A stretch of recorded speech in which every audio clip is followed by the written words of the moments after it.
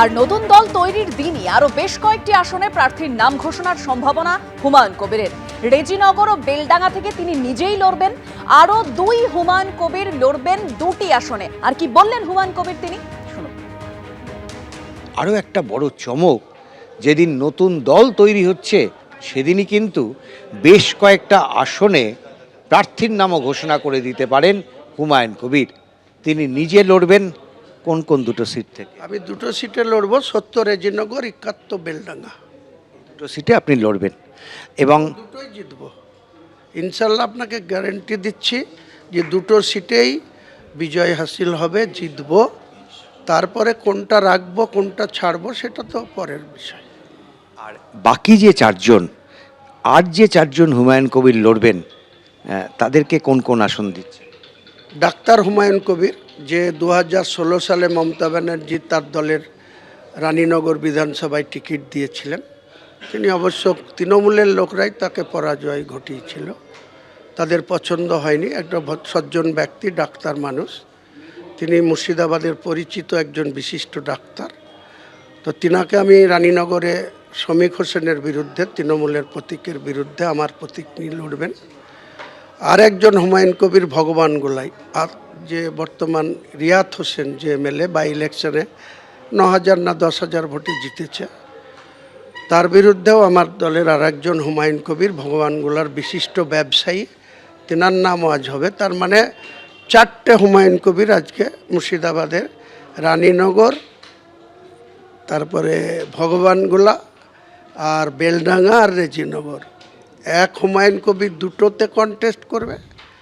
আর একজন হাজি মানুষ, যাকে আমি বাংলার যে কটা জেলা আছে তার মধ্যে পশ্চিম মেদিনীপুর জেলার সভাপতি হিসাবে ডিক্লেয়ার করব। একটাই সভাপতি ডিক্লেয়ার হবে আজকে, স্টেট কমিটি হবে টোটাল, বাকি একটাই সভাপতি পশ্চিম মেদিনীপুরের ওই হাজি সাহেব। ওনাকেও ওখানে গ্রামীণ আর শহর দুটো সিট আছে, যেটা দিলীপ ঘোষ এমএলএ ছিলেন, সেই সিটটা এখন কবে করব কাকে করব সেটা পরে নির্ণয় নেব। আজকে চারজনের নাম ঘোষণা। চারজন না, বেশি হবে, চারজন প্লাস একটা 5 জন বললাম গ্রামীণ খড়গপুর, তাহলে 5 জন। হ্যাঁ, প্রার্থী জেলা প্রেসিডেন্ট প্লাস প্রার্থী গ্রামীণ খড়গপুরের, এটা হলো। আর একটাও সম্ভাব্য হতে পারে মালদা বৈষ্ণবনগর সিট, উনি এসে গেছেন, ওটা মহিলা প্রার্থী করব। কারণ আমাকে তো সমন্বয় রাখতে হবে, মহিলাদের রাখতে হবে, জেনারেল রাখতে হবে, OBC, schedule caste, schedule type, মানে হুমায়ুন কবির নাম নিয়ে যদি আপনার দলে কেউ আসে তাহলে তার প্রার্থী হওয়ার একটা সম্ভাবনা রয়েছে। আর একটা হুমায়ুন কবির সম্ভাবনা প্রবল, সেটা হচ্ছে রামপুরহাটের হুমায়ুন কবির। সেও বিশিষ্ট ব্যবসায়ী, টনচিপের তার কয়েকটা আছে, খাদান আছে। তিনিও আমার কাল বাড়িতে এসছেন, তিনিও ইচ্ছা প্রকাশ করেছেন আমাকে যদি একটা সুযোগ দেন রামপুরহাটে আপনার প্রার্থী হয়ে লড়ব। এখন হুমায়ুন কবিরের দলে প্রার্থী হওয়ার জন্য সবচাইতে বড় ক্রাইটেরিয়া হচ্ছে নামটা হুমায়ুন কবির হতে হবে। হুমায়ুন কবিরের অপর নাম ভাগ্যবান, তাহলে ভাগ্যবান যারা হবে তারা তো নিশ্চয়ই গুরুত্ব পাবে। কর্মসূচি ইতিমধ্যেই শুরু হয়ে গিয়েছে। রেজিনগরের যে সভা মঞ্চ, সরাসরি সেই ছবি আপনারা দেখতে পাচ্ছেন এবং হুমায়ুন কবির তিনি নিজেই জানিয়েছেন এই সভা মঞ্চ থেকে আরো বড় চমক অপেক্ষা করছে। সরাসরি সেই সভাস্থলের সামনে থেকে আমাদের প্রতিনিধি পার্থপ্রতিম ঘোষ এই মুহূর্তে রয়েছেন। পার্থ,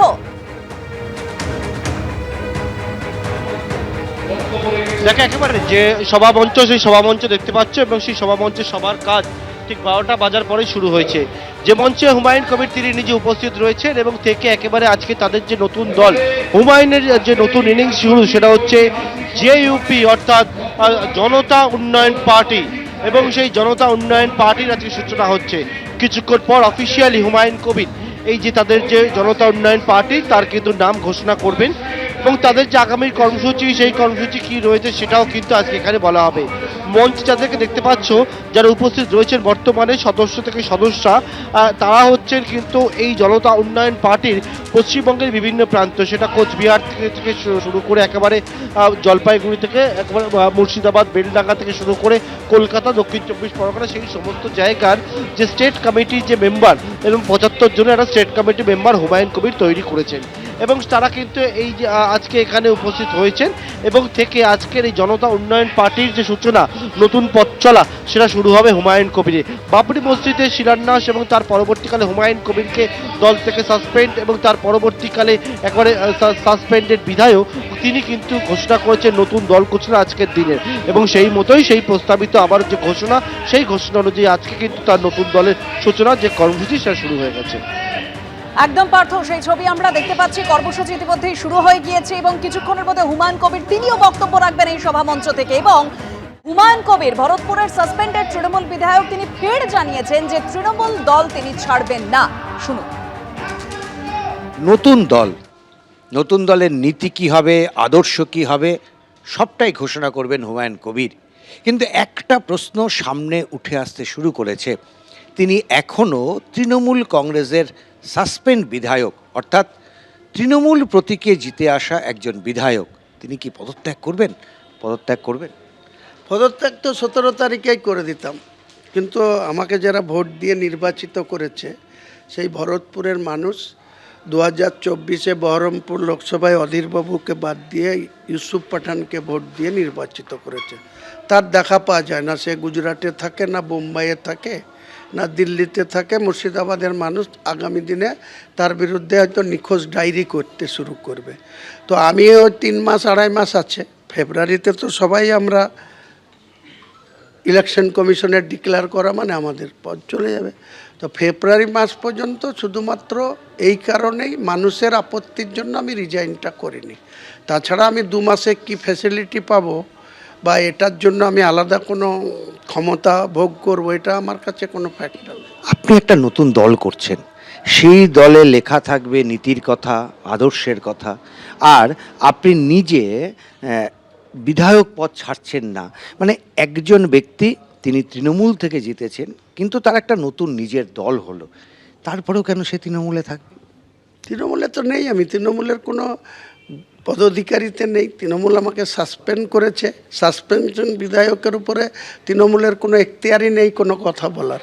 ছেড়ে দিচ্ছেন না কেন? আপনি তো ছাড়বো, প্রয়োজনে তো নিশ্চয়ই ছাড়বো, কিন্তু তার আগে বলুন, যেসব সুমন কাঞ্জিলাল আলিপুরদুয়ারে বিজেপির প্রতীকে জিতা, তাকে নিয়ে এসে কেন পাবলিক অ্যাকাউন্ট কমিটির চেয়ারম্যান করেছে?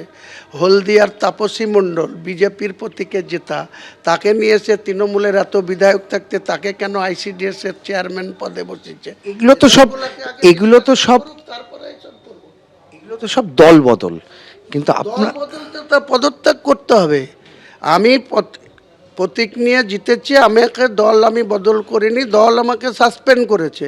আমি জনগণের ভোটে নির্বাচিত, তাই জনগণের আপত্তির জন্য আমি রেখেছি, ক্লিয়ার কথা।